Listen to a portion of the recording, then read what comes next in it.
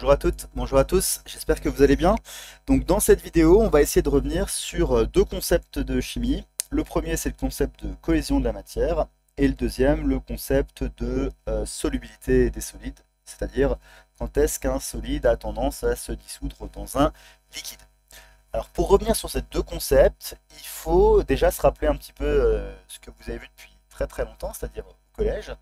C'est-à-dire que, à savoir que la matière, n'importe quelle matière de l'univers, peut exister sous trois états. La matière peut être solide, elle peut être liquide ou elle peut être gazeuse. Qu'est-ce qui fait qu'une matière va être plutôt solide, plutôt liquide ou plutôt gazeuse? C'est pas la nature des entités qui composent cette matière, mais bien la façon dont les entités sont rangées. Alors les entités, hein, ça peut être un atome, ça peut être des molécules, ça peut être des ions.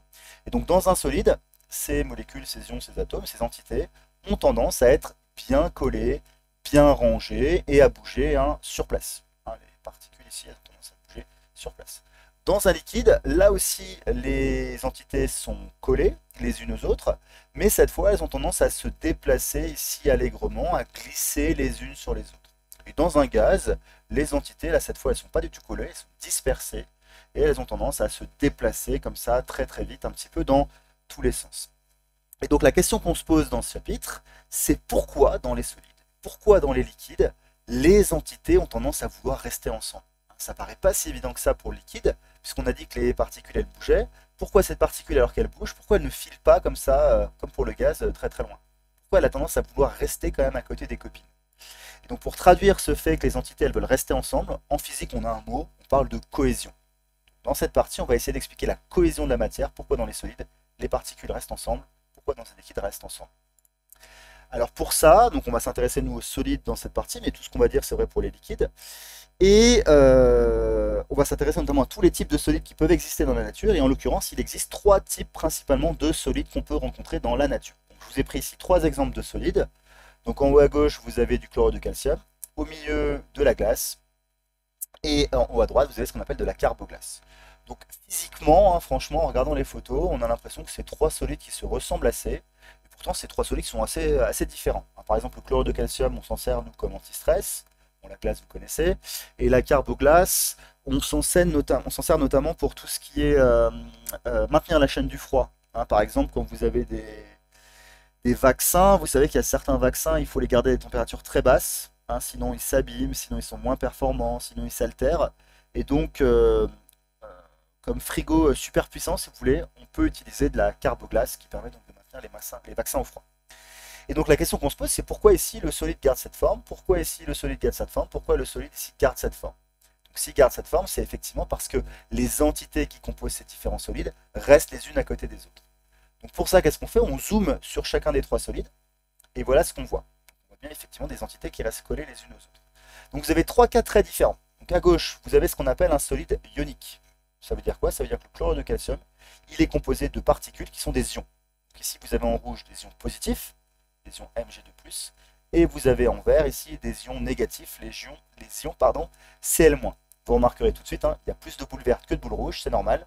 Hein, à chaque fois que vous avez une boule rouge, vous avez deux charges positives.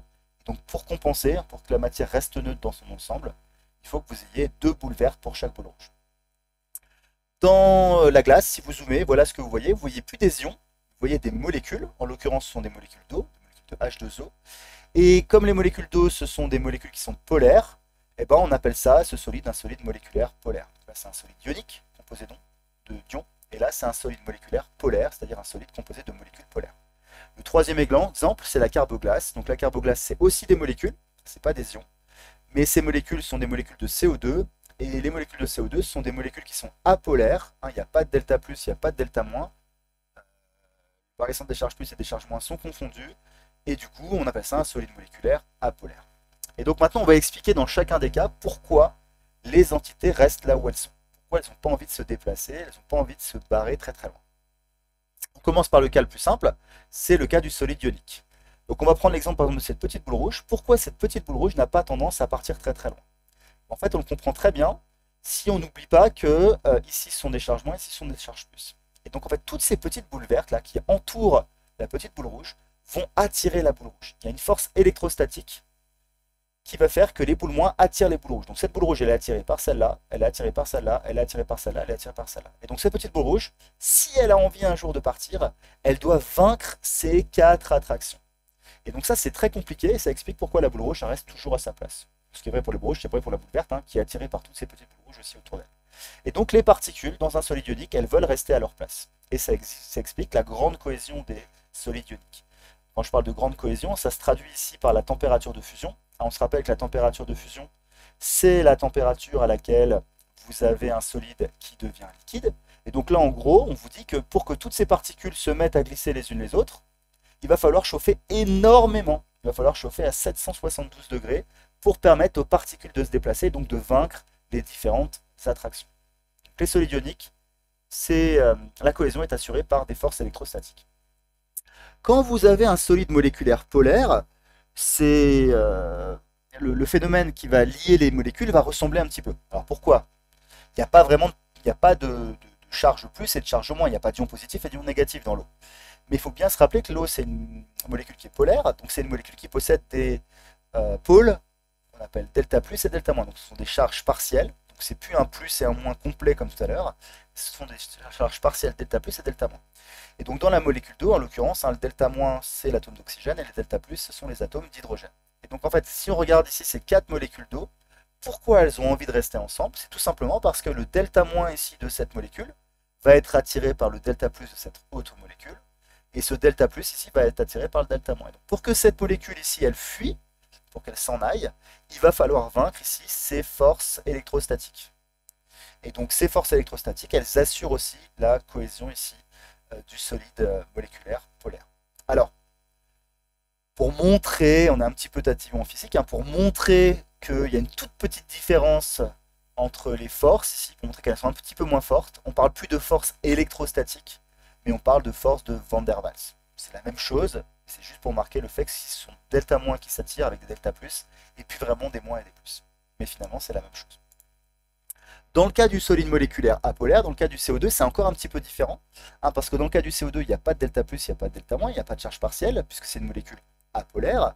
Et donc, qu'est-ce qui fait que les molécules ont envie de rester ensemble? Alors, dans ce cas-là, il faut juste se rappeler qu'un atome, ici, cette petite boule rouge, c'est quoi, finalement? Un atome, c'est au centre un noyau positif, et autour des électrons qui se baladent, négatifs. Et en fait, les électrons, quand ils se baladent autour du noyau, eh ben, ils ne vont pas se retrouver tout le temps au même endroit. Ils vont se balader, il y a des moments où il y a des petits endroits où il y aura un tout petit peu plus d'électrons. Et donc une petite zone ici où il y aura une petite charge négative. Et vous avez au contraire des endroits où il y aura un petit peu moins d'électrons, donc des petites charges positives. Et donc qu'est-ce qui va faire que les molécules vont rester collées les unes aux autres? C'est tout simple, c'est que les petits endroits qui seront négatifs pour cette molécule vont attirer les petits endroits qui sont positifs d'une autre molécule, et ainsi de suite. Et donc ça va faire ici que toutes les molécules restent quand même collées les unes aux autres. Donc c'est encore des forces de Van der Waals, elles sont juste légèrement différentes. Alors, un petit cas particulier, c'est le cas de l'eau. Donc je vous ai représenté ici la molécule d'eau en haut à gauche, et je vous ai représenté la molécule de sulfure d'hydrogène en haut à droite. Donc le sulfure d'hydrogène et l'eau sont deux matières très différentes, mais quand on regarde les molécules, on a l'impression que c'est quasiment les mêmes, c'est des molécules jumelles. Dans les deux cas, vous avez la même géométrie, une géométrie coudée. Dans les deux cas, vous avez deux atomes d'hydrogène. Et dans les deux cas, l'atome du milieu, c'est un atome qui se ressemble. Vous avez un atome ici d'oxygène qui a 6 électrons de valence et un atome de soufre qui est juste en dessous dans la classification périodique et il y a aussi 6 électrons de valence. Donc en fait, c'est deux molécules qui se ressemblent comme deux gouttes d'eau. C'est deux molécules qui sont polaires notamment. Donc si vous avez un solide formé de molécules d'eau ou un solide formé de molécules de sulfure d'hydrogène, dans les deux cas, comme ce sont des molécules polaires, la cohésion va être assurée par des forces de Van der Waals. Mais quand on regarde un petit peu ici la température de fusion, on voit quand même qu'il y a une différence. Qu'est-ce que ça traduit ce truc-là?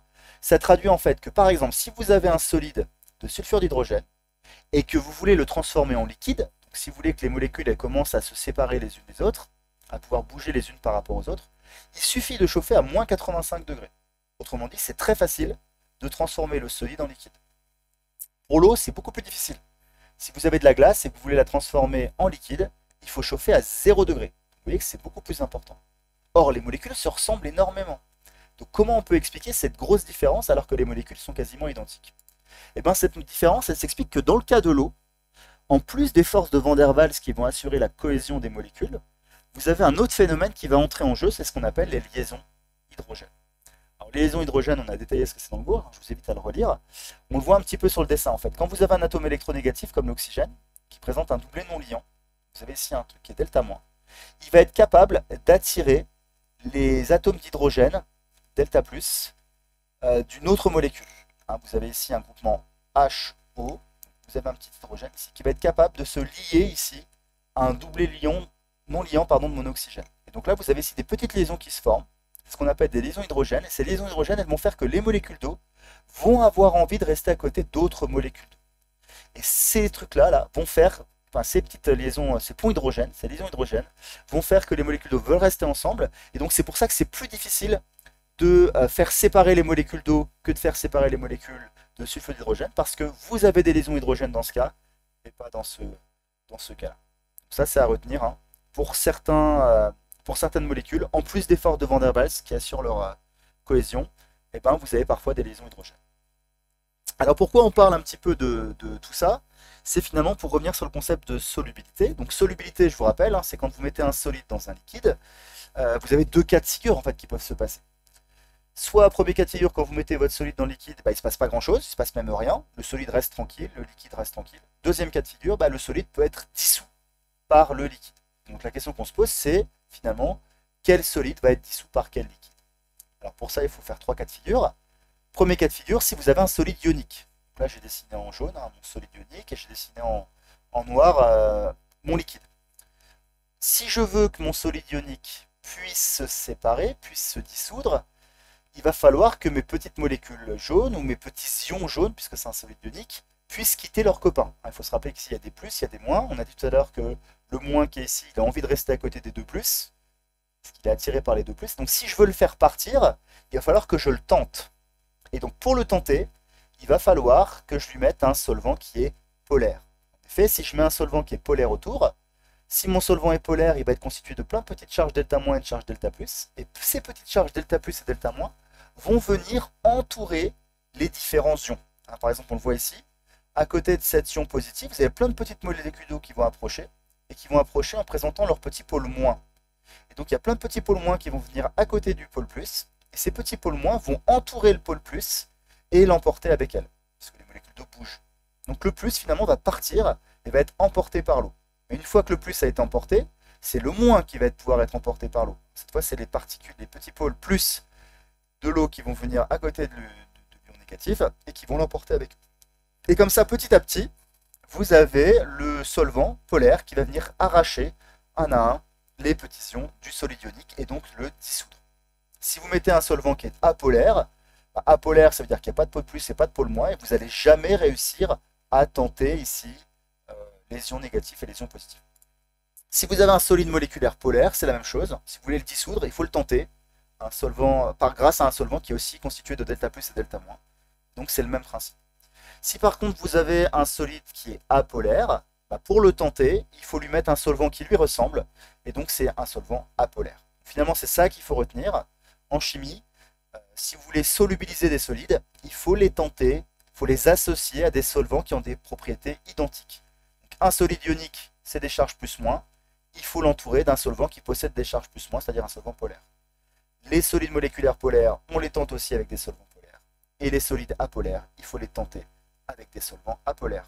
Par exemple, un exemple classique, si vous mettez de l'or dans l'eau, quand vous mettez de l'or dans l'eau, il ne se passe pas grand-chose, hein, c'est ce que font les chercheurs d'or, tout simplement parce que l'eau c'est polaire, alors que l'or sont plein d'atomes d'or les uns à côté des autres, il n'y a pas de pôle plus, il n'y a pas de pôle moins, et donc l'or ne va jamais rien faire avec l'eau.